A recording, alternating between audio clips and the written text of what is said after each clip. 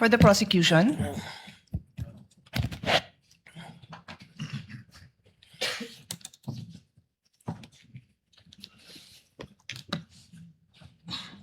Do you consider Las Canas an important witness for you, for the prosecution? With all due respect, Your Honor, the purpose of the testimony is to present what transpired during the investigation of the Special Task Force.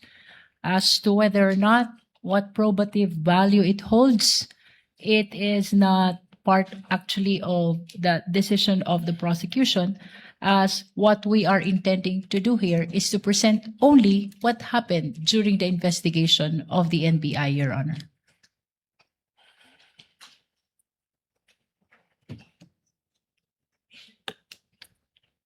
Mr. Presiding Officer, the rules of evidence are very clear.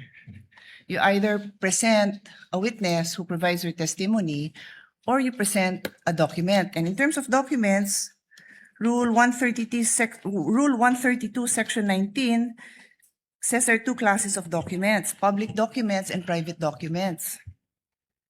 Included in public documents are documents acknowledged before a notary public.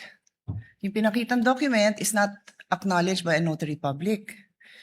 Pwede naman din ang private documents, that's the other class. If it can be shown and authenticated in any of the following manner. The person saw the document executed or written. Nakita ba ng witness mo na sinulat yon? Nakita ba niya? Your Honor, we can... No, please answer my question. No, Your Honor. Oh, the next manner of authenticating by evidence of the genuineness of the signature or handwriting of the maker.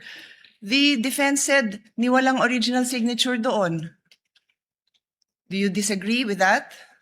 We don't, Your Honor. Okay, and the third, by other evidence showing its due execution and authenticity, did you provide? No, Your Honor. Okay, so simple lang, Mr. Presiding Officer.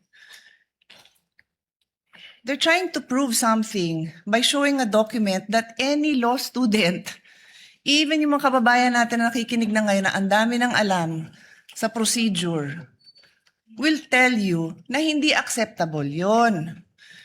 And with all due respect, katulad din nung kahapon na humingi ako ng payo sa inyo, again, I will not name names, we had a discussion in caucus na you cannot unsee what you see. You cannot unhear what you hear.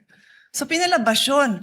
Wala akong problema na palabasin yun, pero do your job and present the proper witness and the proper documentation to do that. Do your job. I'm addressing this, Mr. Presiding Officer, to us as a body. Kasi hindi tama yun. Magdidesisyon tayo, you warn us, pero pinabayaan natin na makita yun. Minamarkahan pa, submarkings. What's the purpose of all that? May I respond, Your Honor? Not really. I don't believe because there I was a already question. answered. I already asked you the questions, and you had a chance to respond. Yes. There was no question posed, or I was There's none, yes. telling the lead prosecutor. I move to my next point, Mr. Presiding Officer.